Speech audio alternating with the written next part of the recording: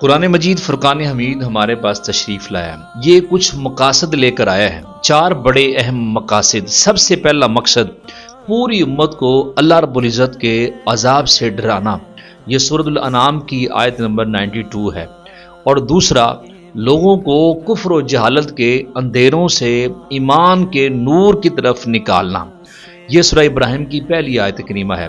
اور تیسرا مقصد، لوگوں تک اللہ رب العزت کے احکامات پہنچانا اور ان کے اختلاف کا تصفیہ کرنا، یہ سورہ نحل کی آیت نمبر 44 ہے۔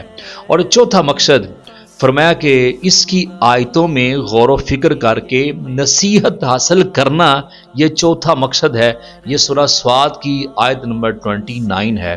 تو اللہ رب العزت کی بارگاہ میں دعا ہے، اللہ پاک ہمیں صحیح معنوں میں اس کو پڑھنے، سمجھنے، اس پر عمل کرنے، اس پر استقامت اور دوسروں تک پھیلانے کی توفیق عطا فرمائے۔